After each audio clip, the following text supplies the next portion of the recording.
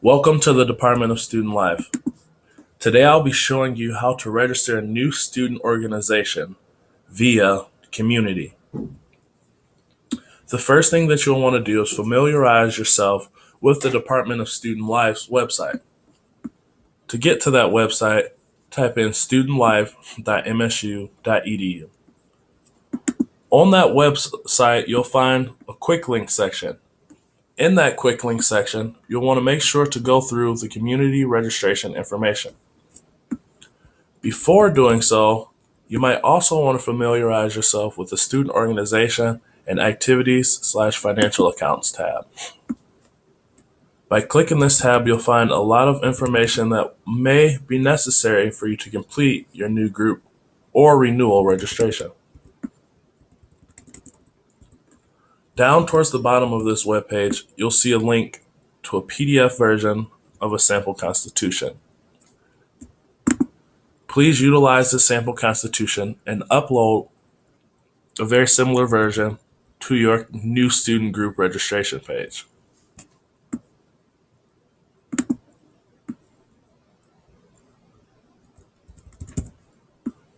From this page, you can click the community registration information. Here, you'll find a lot of different benefits that student groups have by utilizing our new community system. Community allows student group leaders to manage all facets of their organization while also allowing users to search and view other student profiles, create connections with other users, register your group electronically, schedule meetings and events, upload minutes, and much more. In order to begin your registration process, you need to contact Adam Winans at Student Life. If your group representative has not been contacted with information on the community system already, please make sure to send Adam an email at winansa@msu.edu. Student groups that have a financial account must still come to room 101 of the Student Services Building to turn in and renew their paperwork. The two forms that student groups have to fill out is the authorized signature form and the application for an agency account. More information on those two forms and to print off copies can be found at our studentlife.msu.edu/student organizations activities forum. After contacting Adam, you'll receive an email that will give you the link to our community sign-in webpage. Copy and paste that web address and it'll take you to the community login screen. Here you'll use your MSU login information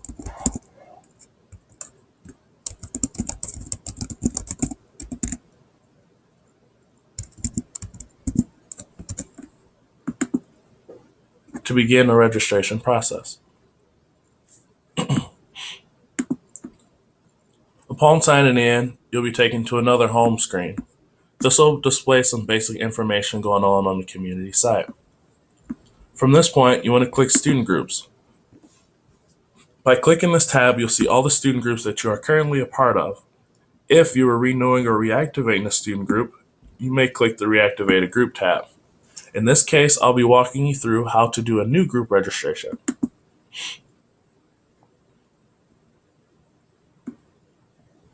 No student groups are available, so you'll click the Register New Group. Once again, it's important to recognize that the person registering a group must be the president or president-elect of the group. Also, groups with financial accounts must still come to room 101 of the Student Services Building to renew those paperworks. If your student group has a university account number already, please enter it here. If you do not, please simply type NA. Next, you'll enter your student group's name. If you have a shorthand name, please enter that here also. It's also important that you make sure to enter the required fields. All the required fields are noted with an asterisk. Primary interest category will provide you with a drop-down list of the different categories in which your student group may apply. In our case, our MSU test group will be for academic purposes.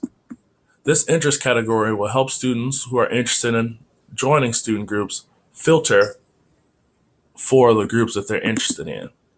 I highly encourage that you fill out the three different interest categories if there are three in which are applicable.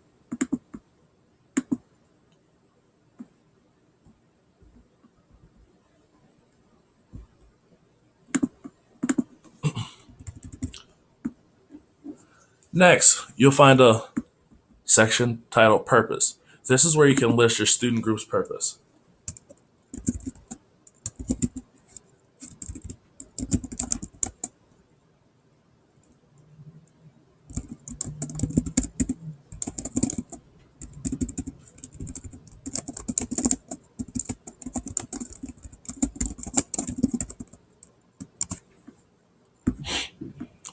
After filling out the purpose, you have an opportunity to list your student group's description.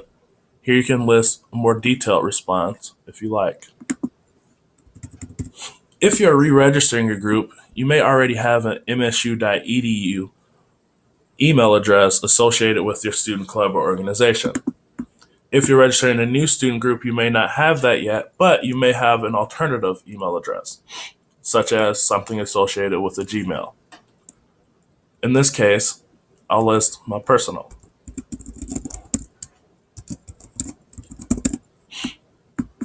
You also may have a website associated with your student group already.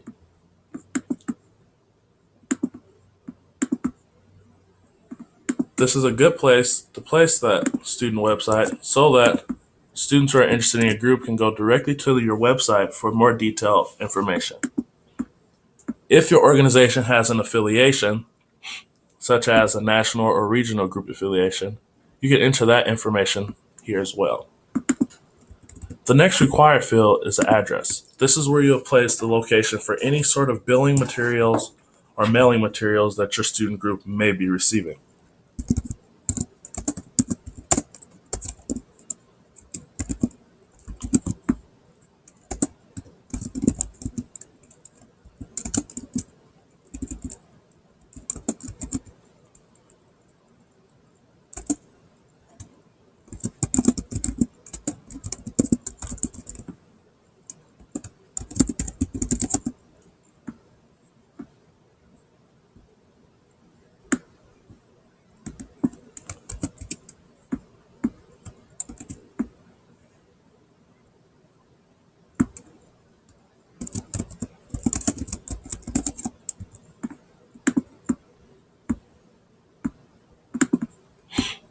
Please make sure that you enter all required fields as you would like them to appear on an envelope.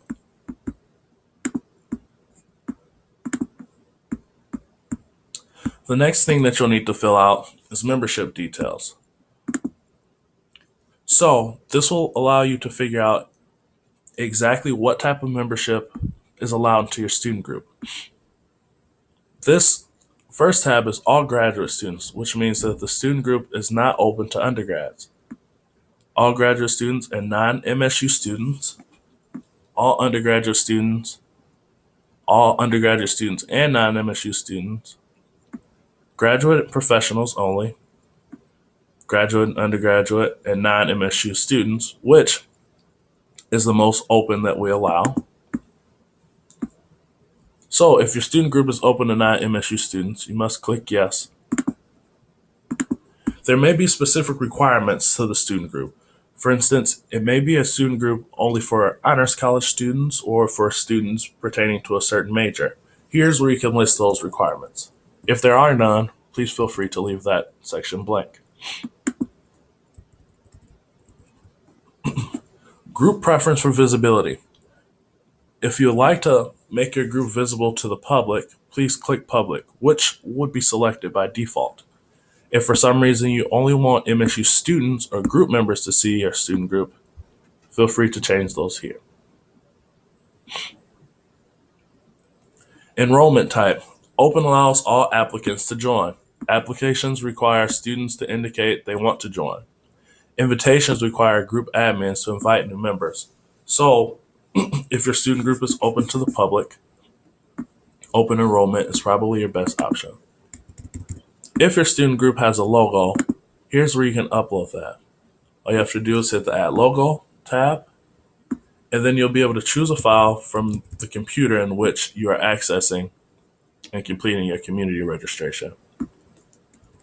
If you're registering a new student group, you probably don't have meeting space already booked on campus. However, your student group may meet elsewhere, and if you like, you can enter that meeting date information now. If you're waiting to get approved for your registration and meeting location, please feel free to leave the section blank and fill that information out upon receiving space request.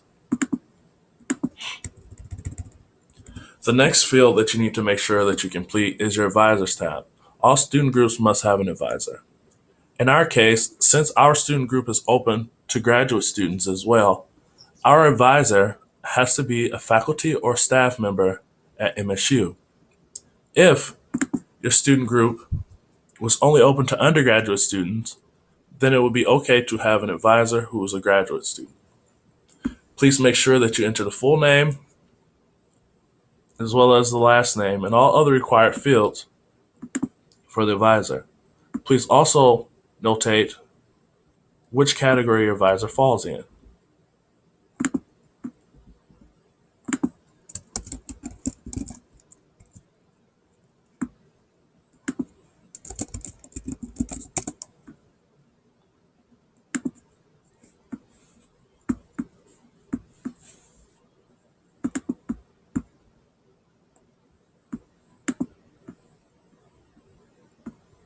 Also, make sure to enter an email address for that person.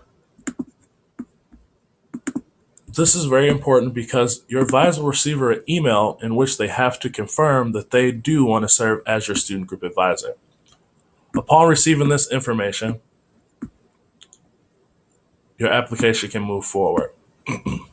If your student group has any links associated with it, for instance, if you're the MSU Basketball Club or MSU Snowboarding Club, you may have either a ski resort or different gym facilities in which you may want to link a website to.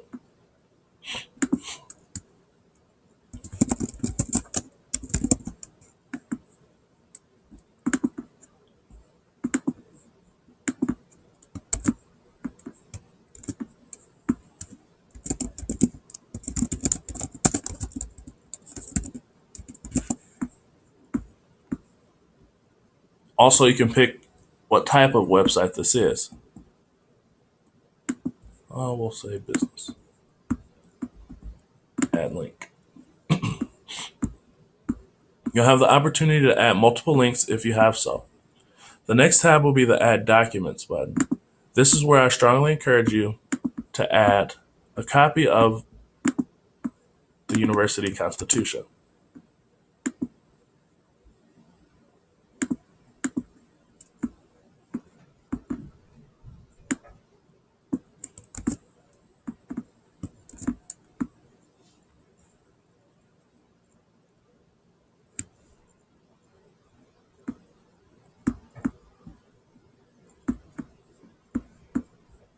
Then you have the option to choose file and upload your Constitution from your list of documents. The next thing that you'll need to fill out is your membership.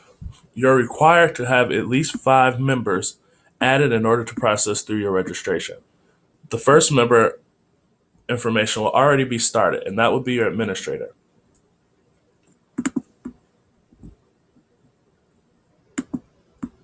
We hope that the administrator is either president or president-elect.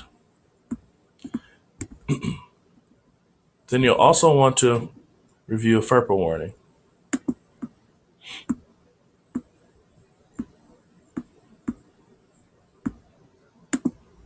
So the next thing you'll need to do is add members and enter in all of the members in which your student group has. Upon entering the several other members of your student organization, then you'll need to hit I agree to the MS if you agree to the president chairperson agreement, and then hit submit. From that point on, it's just a waiting game. Please let me know if you have any questions. feel free to call the Student Life office, and also feel free to send me an email. My email is cottonc6@msu.edu. Once again, thank you for your time. Have a great day.